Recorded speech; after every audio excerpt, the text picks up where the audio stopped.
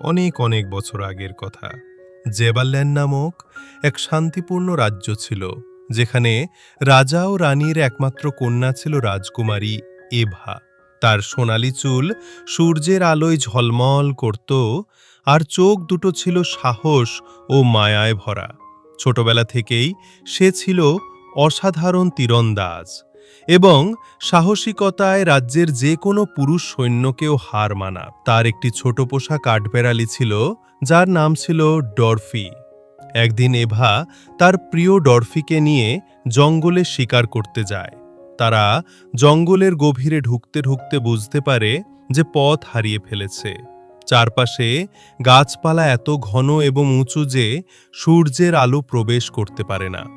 দিনের আলো ক্রমেই ম্লান হয়ে আসে এবং কুয়াশার মতো সাদা বাষ্প চারদিকে ছড়িয়ে পড়ে। এভাবেই রাত নামতে শুরু করে, আর তারা একটি ছোট্ট পুরনো কাঠের কুটির দেখতে পায়, যা অদ্ভুত অন্ধকারে মুড়িয়েছিল। সেই কুটিরের পাশ দিয়ে যাওয়ার সময় এভার মনে হয় যেন কেউ তাদের পর্যবেক্ষণ করছে। সে সাহস করে ধীরে ধীরে কুটিরের দরজার কাছে যায়। দরজাটি খানিকটা খুলতেই এভা দেখতে পায় ভিতরে মানুষরূপী এক অদ্ভুত বানরবন্ধী। এভা বিস্মিত হয়ে জিজ্ঞেস করল, তুমি কে? এখানে একা কেন? বানরটির বড় চোখে সামান্য দুঃখের ছাপ ছিল। সে ধীর কণ্ঠে বলল, আমি হলাম রাজপুত্র এরিক, লুমেরিয়া রাজ্যের উত্তরাধিকারী। এভা অবাক হয়ে জিজ্ঞাসা করল, তুমি কিভাবে রাজপুত্র হতে পারো, আর এখানে বন্দী কেন?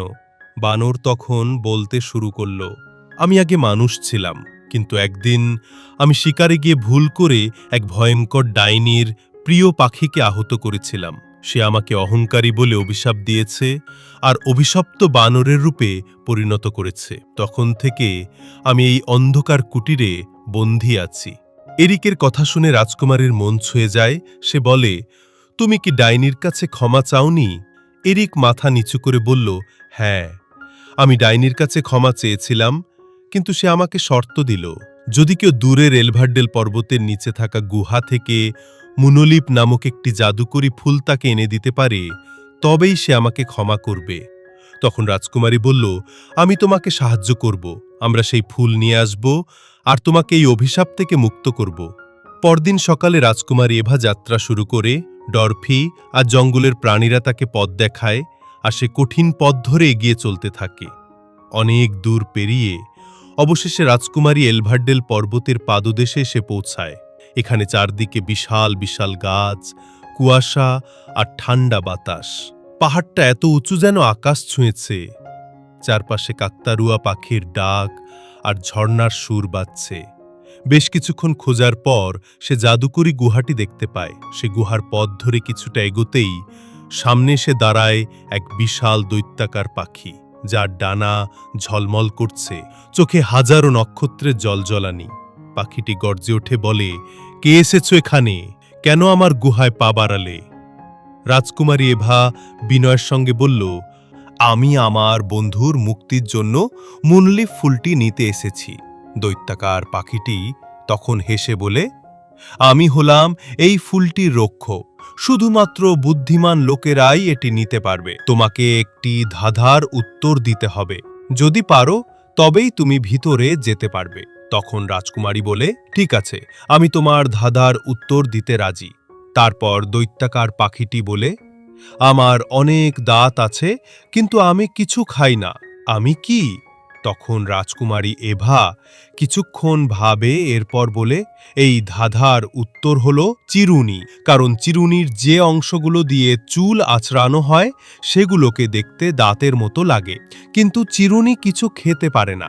দৈত্যাকার পাখিটি তখন খুশি হয়ে বলে, তুমি প্রকৃত সাহসী ও জ্ঞানী। তবে মনে রেখো, কেবল সেই ব্যক্তি মুনলিপ ফুলটি স্পর্শ করতে পারবে যার মধ্যে নিঃস্বার্থ ভালোবাসা এবং সাহস আছে।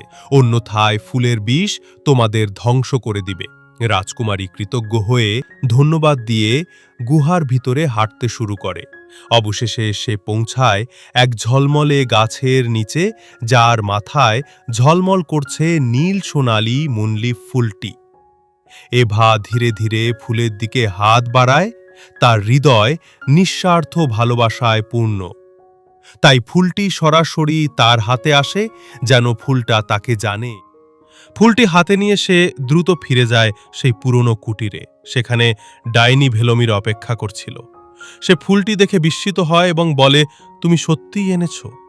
এভা শান্তভাবে উত্তর দেয়, হ্যাঁ, এই ফুল এরিকের মুক্তির জন্য। ডাইনি কিছুক্ষণ চুপ থেকে বলে, তোমার মতো দয়ালু কেউই সত্যিকারের মুক্তি পায়। অবশেষে সে রাজকুমার এরিকের অভিশাপ ভেঙে দেয়। অভিশপ্ত বানরের রূপ ভেঙে পড়ে এবং এরিক আবার মানুষের মতো হয়ে ওঠে। এরিক তখন কৃতজ্ঞ হয়ে রাজকুমারী এভাকে বলে, তুমি শুধু আমাকে মুক্ত করনি, আমার হৃদয়কেও বদলে দিয়েছ। এভা হাসতে হাসতে বলে, বন্ধুত্বই প্রকৃত জাদু। এরপর থেকে এভা ও এরিক একসাথে জেভারল্যান্ড ও লুমেরিয়া রাজ্যের বন্ধন শক্তিশালী করে। তারা ভালোবাসা, বন্ধুত্ব ও সাহসিকতার জাদু ছড়িয়ে দিয়ে মিলেমিশে অন্ধকারকে আলোতে পরিণত করে। বন্ধুরা, গল্পটি ভালো লাগলে লাইক ও কমেন্ট করে তোমাদের ভালোবাসা জানাতে পারো। তাহলে আমরা আরও নতুন নতুন গল্প দিতে অনুপ্রেরণা পাব।